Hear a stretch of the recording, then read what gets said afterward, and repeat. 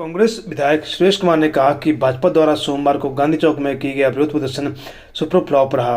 उन्होंने कहा कि 150 लोगों का विरोध कांग्रेस सरकार के 2 साल के जश्न के आगे हो हल्ला मात्र है। उन्होंने कहा कि भाजपा ने भी हर वर्ष अपने कार्यकाल के पूर्ण पर जश्न मनाया था। उन्होंने कहा कि वर्तमान सरकार के द्वारा वर्ष 2 होने के जश्न मनाए जाने का समारोह उनके बयान पर हताश से भरा हुआ है और समझ से परे भी है। उन्होंने कहा कि भाजपा में अपने इस नेतृत्व के लिए जबरदस्त संघर्ष चला हुआ है। भाजपा के अलग अलग धड़े अपने आप को श्रेष्ठ साबित करने के लिए भरपूर प्रयास कर रहे हैं। उन्हें कहा कि भाजपा ने अपने 5 वर्ष के कार्यकाल के दौरान 17,000 नौकरियां दी, जबकि कांग्रेस ने केवल 2 वर्ष में ही 22,000 नौकरियां दी है। सुरेश कुमार ने कहा कि यह जग जाहिर है कि भाजपा के समय में स्टाफ सिलेक्शन कमीशन भ्रष्टाचार का अड्डा बन चुका था। उन्होंने कहा कि भाजपा के शासनकाल में अनेकों पेपर लीक हुए तथा नौकरी बेची गई, पीपी किट घोटाला हुआ, पेपर लीक स्कैम, उन्नाव के दुलेड़ा में भूमि स्कैम भाजपा के शासनकाल में हुआ और पुलिस पेपर लीक भी भाजपा के शासनकाल में ही हुआ। उन्होंने कहा कि भाजपा मंत्री द्वारा यह पूछा जाना कि नदौन क्षेत्र के गिरफ्तार किए गए व्यक्ति ज्ञानू का मुख्यमंत्री से क्या संबंध है, तो पूर्व मंत्री जान लें कि ज्ञानू मुख्यमंत्री का भी मतदाता है और तथा अनुराग ठाकुर का भी मतदाता है। ज्ञानू का मुख्यमंत्री के साथ वही रिश्ता है जो अनुराग ठाकुर का ज्ञानू के साथ है। ज्ञानू को क्रैशर चलाने की अनुमति भी भाजपा शासनकाल में दी गई थी और उसके साथ ही जो लोग पकड़े गए हैं वे भी भाजपा के सदस्य हैं।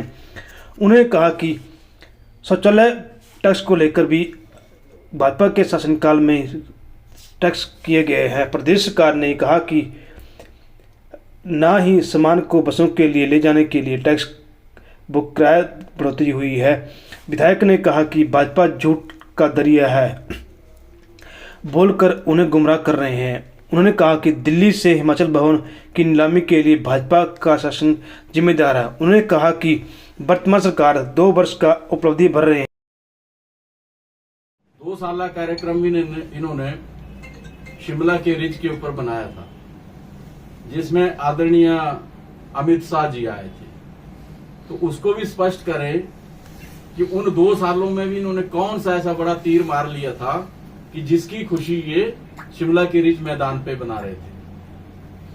और ये कांग्रेस पार्टी के, कांग्रेस सरकार के इस कार्यक्रम पर टिप्पणियां कर रहे हैं। और पहली बार हमने ये देखा कि सड़कों के ऊपर आके विरोध कर रहे हैं।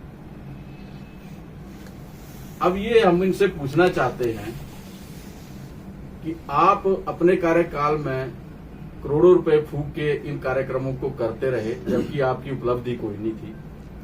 हमारी सरकार जो है वो सीमित साधनों में सरकार की जो उपलब्धियां उनको भी रखेगी और प्रदेश के लिए अन्य घोषणाएं भी करेगी। इसके लिए हमने कार्यक्रम रखा है, तो इनको परेशानी हो रही है। दरअसल भाजपा को परेशानी हमारे 2 साल कार्यक्रम की नहीं है। भाजपा को परेशानी इस बात की है कि आज जो नए फैसले माननीय मुख्यमंत्री ठाकुर सुखविंदर सिंह जी रोज ले रहे हैं जनहित में और उनको जनता का समर्थन पूरे प्रदेश में मिल रहा है, उस बात से इनको बेचैनी है। और दूसरा कारण इनका जो ऐसे प्रदर्शन करने का है वो भारतीय जनता पार्टी का बिखराव है। भारतीय जनता पार्टी में आज नेतृत्व की लड़ाई छिड़ी है। नाम पे कोई बात नहीं की कल, और आप में से भी शायद किसी ने प्रश्न नहीं उनसे पूछा। तो हमारी ये पहली जो गारंटी थी उसमें हमने कहा था कि 10 दिनों की सरकार के 10 दिनों के अंदर हम इस गारंटी को पूरा करेंगे। हमने वो गारंटी 10 दिनों के अंदर ही पूरी की है, उस बात को भूल गए।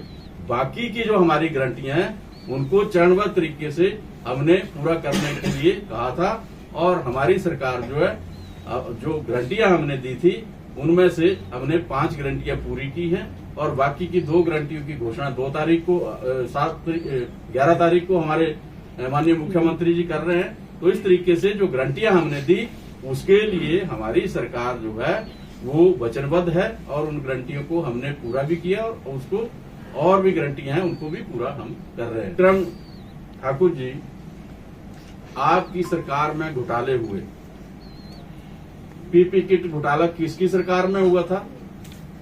क्यों स्वास्थ्य मंत्री जो तत्कालीन थे उनको रिजाइन देना पड़ा था? क्यों तत्कालीन जो उस वक्त के स्पीकर थे, उनको रिजाइन देना पड़ा था। इन बातों को स्पष्ट करें।